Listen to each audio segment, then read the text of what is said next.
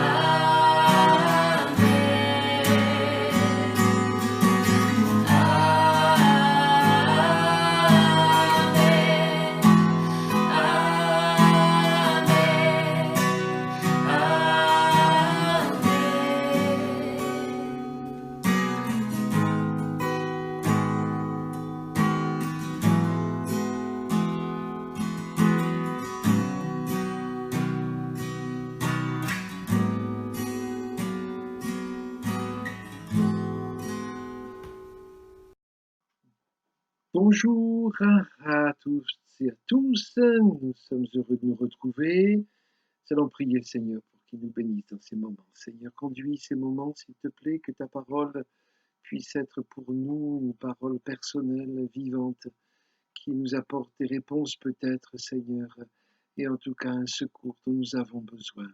Amen. Voilà, j'aimerais aborder un sujet qui est particulier et dont on n'a jamais fini de faire le tour. Et je n'ai certes pas la prétention d'apporter toutes les solutions, toutes les réponses. C'est celui de la souffrance. J'ai pensé à ce texte merveilleux parce que si on ne peut pas tout expliquer. C'est vrai qu'on peut trouver en Dieu les pistes de réflexion, de réponse, et puis dans sa parole surtout. Ce texte magnifique du livre de l'Exode au chapitre 3 et au versets 7 et 8, l'Éternel dit: J'ai vu la souffrance de mon peuple qui est en Égypte, et j'ai entendu les cris que lui font pousser ses oppresseurs. Car je connais ses douleurs, je suis descendu pour le délivrer. Disons d'abord que Dieu connaît nos souffrances. Quand on lit le livre de Job, cet homme qui, à part Jésus, est sans doute celui qui a le plus souffert sur la terre, tout au moins physiquement, mais même moralement, puisque ses amis ne l'ont pas trop aidé et sa femme non plus. Mais quand on parcourt son livre, on se rend compte que il y a des mots qui sont mis sur ces souffrances qui correspondent souvent aux nôtres. Alors, disons donc d'abord que Dieu connaît nos souffrances, qu'elles soient physiques ou qu'elles soient morales. Dans le chapitre 7 du livre de Job, versets 2 à 6, nous lisons: Comme l'esclave soupire après l'ombre, comme l'ouvrier attend son salaire, ainsi j'ai pour souffrance, j'ai pour partage des mois de douleur, j'ai pour mon lot des nuits de souffrance. Je me couche et je dis: quand me lèverai-je? Quand finira la nuit? Et je suis rassasié d'agitation jusqu'au point du jour. Mon corps se couvre de verre et d'une croûte terreuse, ma peau se crevasse et se dissout. Mes jours sont plus rapides que la navette du tisserand, ils s'évanouissent, plus d'espérance. On peut se dire: mais Job, enfin toi qui connaissais Dieu, qui le suivais, comment peux-tu prononcer de telles paroles? Oh, quand on souffre, on n'a pas toujours la bonne vision des choses, et puis on n'est plus capable parfois de raisonner de la bonne manière. Et quand on lit le livre de Job, c'est vrai qu'il décrit ses souffrances et il décrit aussi les nôtres. Je pense qu'il nous faut faire comme Job, c'est-à-dire en parler à Dieu, parler de nos souffrances, quelles qu'elles soient, quelle qu'en soit leur intensité. Au chapitre 23, verset 2, il dit même: La souffrance étouffe mes soupirs. Il n'a même plus la force de soupirer, de pleurer. Et c'est vrai que souvent la souffrance étouffe toute chose en nous. Et en plus, son ami, entre guillemets, Eliphaz de Théman dit: L'homme naît pour souffrir. Ça, c'est quand même particulier, c'est quand même fort, on pourrait dire. C'est vrai que Dieu n'a pas voulu la souffrance, et nous dirons tout à l'heure une partie de la réponse sur l'origine de la souffrance. Disons d'abord que Dieu nous parle dans la souffrance. Il n'en est pas l'auteur, et il sait nous parler d'une manière ou d'une autre. Toujours Job, chapitre 36, versets 13 à 16. Les impies se livrent à la colère, ils ne crient pas à Dieu quand il les enchaîne. Ils perdent la vie dans leur jeunesse, ils meurent comme les débauchés, mais Dieu sauve le malheureux dans sa misère, et c'est par la souffrance qu'il l'avertit. Il te retirera aussi de la détresse, quelle belle promesse, pour te mettre au large en pleine liberté, et ta table sera chargée de mets succulents. Oui, Dieu nous parle au travers de la souffrance, il nous avertit. Alors écoutons quand le Seigneur nous avertit au travers de la souffrance, quelle que soit notre situation, les moments que nous traversons, les circonstances qui sont les nôtres, sachons écouter la voix de Dieu et apprendre des leçons de toutes choses. et cela nous sera profitable en toutes choses. J'aime beaucoup aussi, bien sûr, ce passage du Nouveau Testament, Matthieu chapitre 4, versets 23-24. Jésus parcourait toute la Galilée, enseignant dans les synagogues, prêchant la bonne nouvelle du royaume et guérissant toute maladie et toute infirmité parmi le peuple. Sa renommée se répandit dans toute la Syrie, et on lui amenait tous ceux qui souffraient de maladies et de douleurs de divers genres, des démoniaques, des lunatiques, des paralytiques, et il les guérissait. Rappelons encore que Jésus est capable de nous guérir, il n'a pas changé, il est le même, il est le Tout-Puissant, il a tout accompli sur la croix du Calvaire, et nous avons plein de, comment dire, plein d'exemples, plein de témoignages qui nous le prouvent encore. Oui, Jésus n'a pas fini d'agir et crois, mon ami, qu'il est capable de te délivrer de ta souffrance, quelle qu'elle soit. Euh, Dieu a compassion de nous. Jacob disait, Dieu a vu ma souffrance. Genèse chapitre 31, verset 40. Dieu a vu ma souffrance. Il n'est pas indifférent. Alléluia. On pense souvent que personne ne peut comprendre que la souffrance soit morale, qu'elle soit physique, mais Dieu est compatissant. Et compatissant, ça veut dire souffrir avec. Donc Dieu connaît exactement les pensées qui traversent nos cœurs quand nous souffrons, les douleurs qui traversent nos corps quand nous souffrons, et tout ce qui est notre lot, comme le dit Job. Euh, Relisons le texte initial, Exode 3. L'Éternel dit, j'ai vu. Oui, l'Éternel a des yeux pour voir la souffrance de mon peuple qui est en Égypte. Et j'ai entendu, il a des oreilles pour entendre les cris que lui font pousser ses oppresseurs. Car je connais, il a un cœur qui connaît, je connais ses douleurs. Et puis je suis descendu pour le délivrer. Dieu se met à l'action, Dieu se met en mouvement, Dieu met tout en œuvre pour venir vers nous. Et au chapitre suivant, au chapitre 4, verset 31, c'est ce qu'il nous faut faire aussi, et c'est cela qui nous interpelle. Et le peuple crut. Amen. Ils apprirent que l'Éternel avait visité les enfants d'Israël, qu'il avait vu leur souffrance. Et ils ont cru cela. Oui, plaçons notre foi dans le Seigneur. Et si notre foi semble bien, bien mise à mal dans la souffrance, eh bien, rappelons-nous que le Seigneur ne tient pas compte de nos faiblesses, de la petitesse de notre foi même. Il vient vers nous plein de compassion, plein d'amour, plein du désir de nous secourir. Un troisième point, Dieu nous attire à lui dans la souffrance. Dieu nous attire à lui dans la souffrance. Dans le psaume 107, il y a pas mal de situations qui nous sont rapportées et puis les solutions qui ont été adoptées par le peuple et qui ont permis à Dieu d'intervenir. Au verset 10 à 14, ceux qui avaient pour demeure les ténèbres et l'ombre de la mort vivaient captifs dans la misère et dans les chaînes, parce qu'ils s'étaient révoltés contre les paroles de Dieu, parce qu'ils avaient méprisé le conseil du Très-Haut. Il humilia leur cœur par la souffrance. Ils succombèrent et personne ne les secourut. Dans leur détresse, ils crièrent à l'Éternel et il les délivra de leurs angoisses. Il les fit sortir des ténèbres et de l'ombre de la mort et il rompit leurs liens. Amen. Oui, Dieu n'est pas l'auteur de la souffrance, je vous l'ai dit tout à l'heure, mais parfois il la permet. Et nous avons entendu des témoignages de personnes qui sont venues à l'écoute de l'Évangile, qui venaient parce qu'elles étaient malades, parce qu'elles étaient souffrantes, parce qu'il y avait des douleurs dans leur corps. Et le Seigneur n'a pas répondu tout de suite à leurs besoins de guérison. Il a d'abord fait en sorte que leur cœur comprenne le chemin du salut et reçoivent ce salut.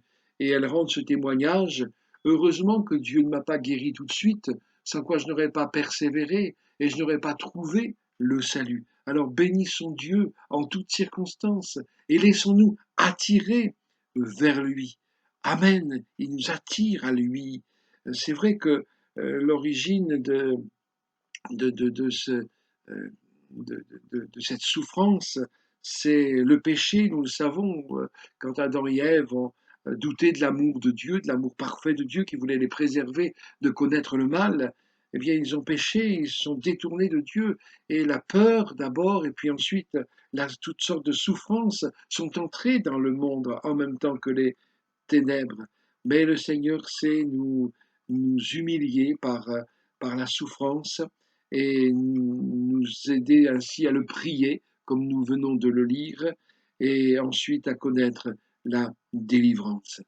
Je voudrais aussi continuer à préciser que Jésus a souffert pour nous. Oh, on lit Ésaïe 53, une bonne partie de ce texte. Relisons-le, ça fait tellement de bien la parole de Dieu.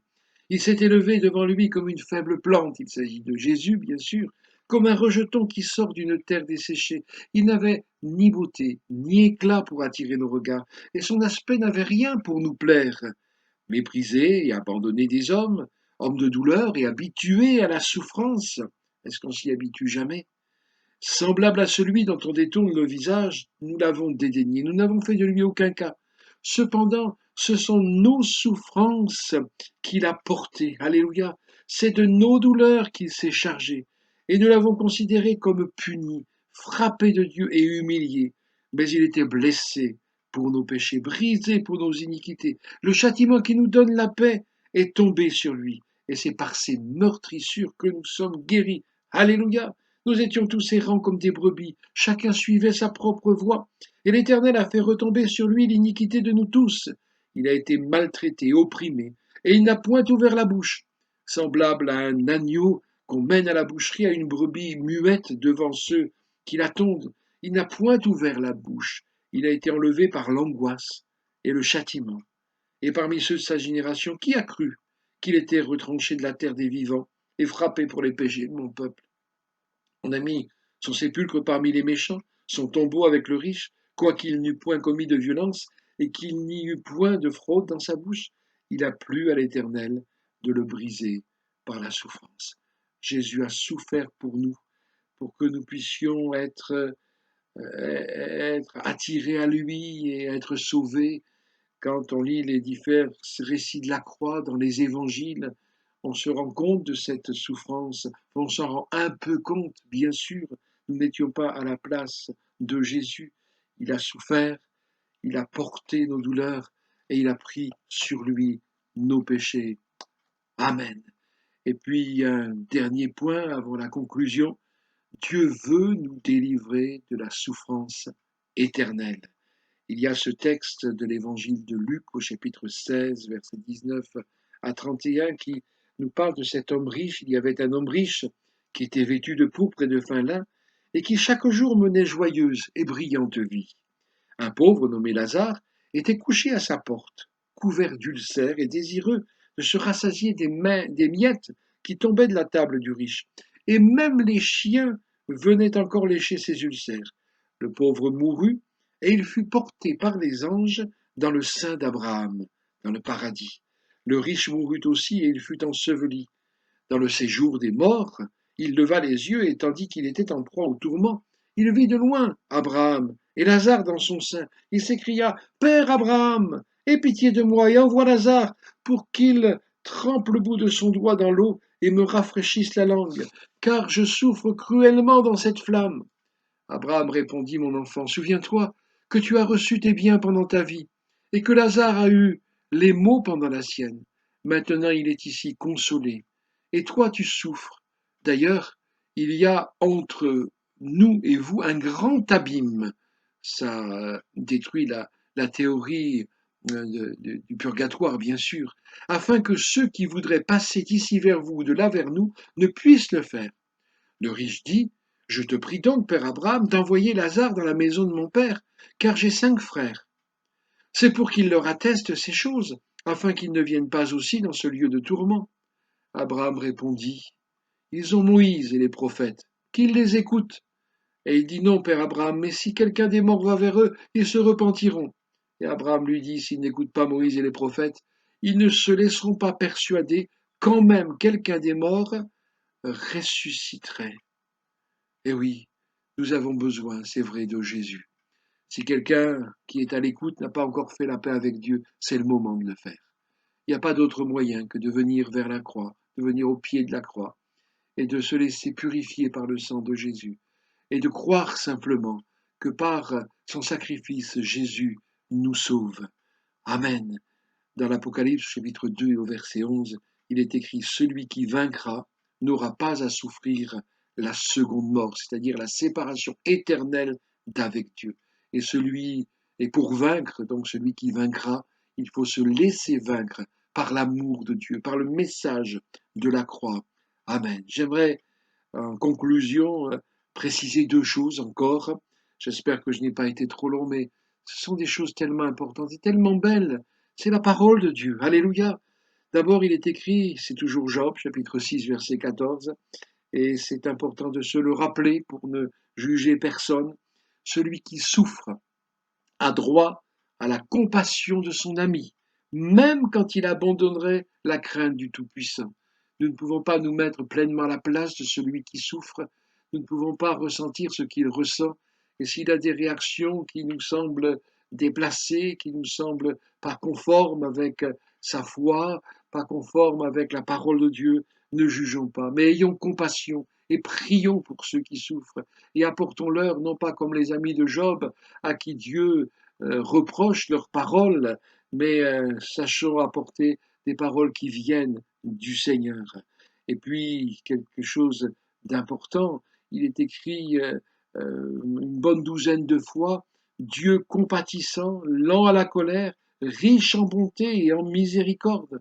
Voilà le Dieu que nous prêchons, voilà le Dieu que nous connaissons, le Dieu dans lequel nous avons placé notre foi. Et puis aussi quelque chose d'important, Jacques chapitre 5 verset 13. Quelqu'un parmi vous est-il dans la souffrance? Qu'il prie, qu'il s'adresse à Dieu et qu'il laisse Dieu lui parler. Ne te révolte pas si tu passes par la souffrance, mais approche-toi de Dieu. Il veut bénir chacun, il veut guérir, il veut sauver. Voilà, c'est le message que je voulais vous apporter en cet instant, qu'il soit pour vous le sujet de réflexion peut-être, mais de consolation, de secours, de, oui, de pistes, de chemin. Approchez-vous de Dieu et il s'approchera de vous. Amen. Merci Seigneur de bénir ta parole dans les cœurs. Merci Seigneur d'enlever toute angoisse, toute crainte, toute incrédulité aussi. Merci d'aider chacun, chacune qui passe par la souffrance à s'approcher de toi, à croire en toi, à te faire confiance pour les secourir, Seigneur.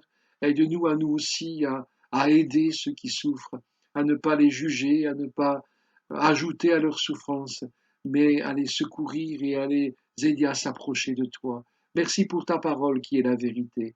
Merci parce qu'elle nous libère. Merci parce qu'elle nous montre la lumière. Elle nous montre Jésus, la croix où tout a été accompli. Béni sois-tu, Seigneur. Amen.